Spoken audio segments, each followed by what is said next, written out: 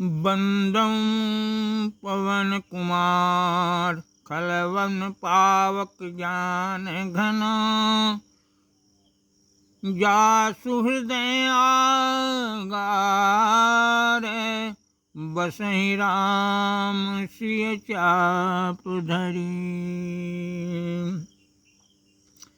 शंकर सुमन केसरी नंदन चौपाई अशुद्ध नहीं है।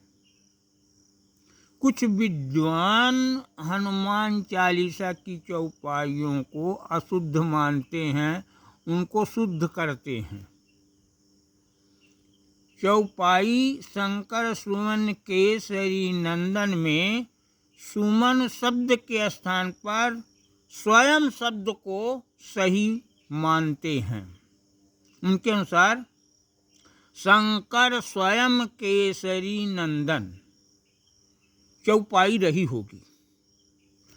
सुमन पर मेरा तर्क है,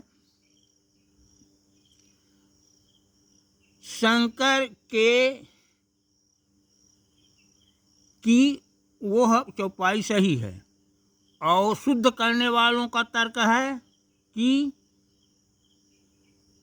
शंकर जी के दो ही बालक हैं, ये तीसरे बालक कहाँ से आ गए। मेरा मानना है यह चौपाई बिल्कुल सत्य है। पुत्र के पर्यायवाची हैं सुत, सुमन, कुमार, नंदन, लड़का आदि। इन शब्दों के विशिष्ट अर्थ होते हैं। जैसे सुमन जिसके आशीर्वाद से पुत्र पैदा होता है वह उसका सुमन कहलाता है। इस तरह हनुमान जी शंकर जी के सुमन हुए। देवी अंजना पुत्र हेतु शिव पूजन कीन्हु आशुतोष भगवान हरषि असवर दीन्हु। रुद्र रूप तज देवी सुमन तब हुई हूँ आई बानर तन धरि राम चरण सिंह सुखदाई। नंदन किसी के पत्नी से पैदा हुआ पुत्र जो पति का नहीं है उसका नंदन कहलाता है। जैसे नंदनंदन, यशोदानंदन। पुत्र जिसके द्वारा पुत्र पैदा होता है भले उसकी पत्नी न हो, पैदा करने वाले का पुत्र कहलाता है। जैसे सूर्य पुत्र, पवन पुत्र। इस तरह मेरी मान्यता है कि शिव जी के वरदान से रुद्र रूप से हनुमान जी प्रकट हुए हैं। वरदान से प्रकट होने से शिव जी के सुमन कहला गए। अतः चौपाई शंकर सुमन केसरी नंदन मान्य करने योग्य है। मेरे अपने हनुमान जी का जन्म चरु से, जिस चरु से राम जी का जन्म हुआ है चैत मास में हुआ। जन्म के अन्य कथाओं से यह भिन्न है। हनुमत चरित्र से जन्म कथा हनुमान के जस मुनि गण गाई भासत राम प्रसाद सोई मति मन चितलाई। निप दशरथ जब पुत्र काम शुभ यज्ञ कराए लिए चरु निज हाथ हुतासन सम्मुख आए। मुनि वशिष्ठ त्रय भाग छोट बड़ क्रमशः कीन्हे पटरानिन कहाँ यथा योग, पुनि कर धरि दीने। कैकेयी निज भाग छोट, लखी खीझन लगी। समझायो गुरुदेव तदपि सो टेक न त्यागी। हनुमान जी के जन्म की कथा मुनियों ने जिस तरह गाया है उसी का सहारा लेकर मैंने लिखा है। प्रभुदत्त ब्रह्मचारी की किताब और अन्य ग्रंथों में उसका प्रमाण उपलब्ध है। राजा दशरथ के पुत्रेष्ट यज्ञ से अग्निदेव चरु लेकर प्रकट हुए, जिससे वशिष्ठ महाराज लेकर 3 भागों में छोट बड़े भाग बनाकर पटरानियों को दे दिए।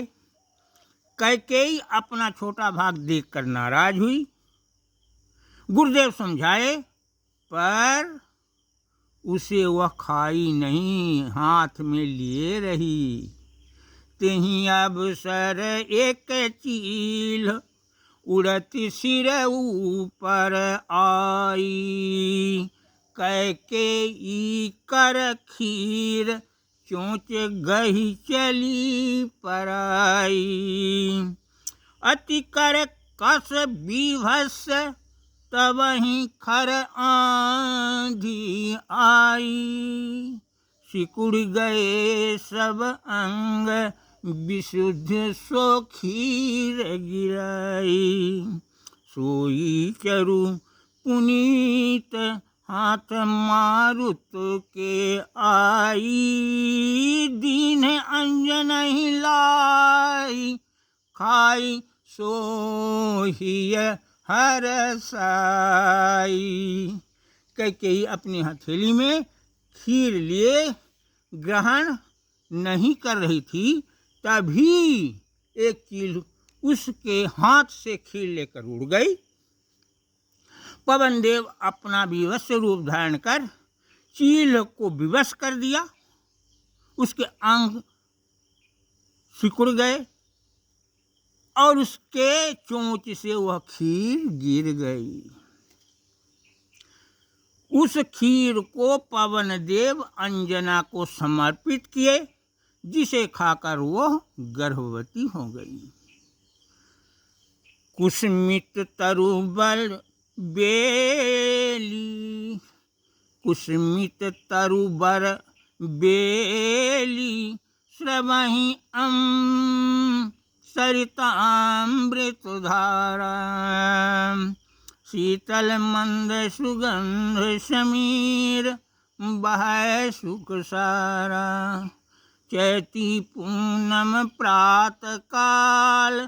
दिन मंगलवारा,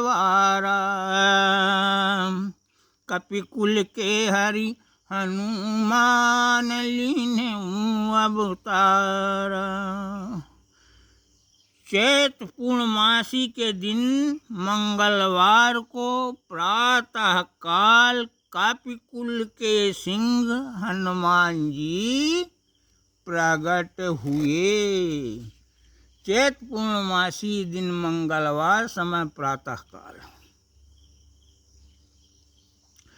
कुछ कथा वाचक हनुमान जी का जन्म कार्तिक में शनिवार दिन को भी मानते हैं, वो भी सही।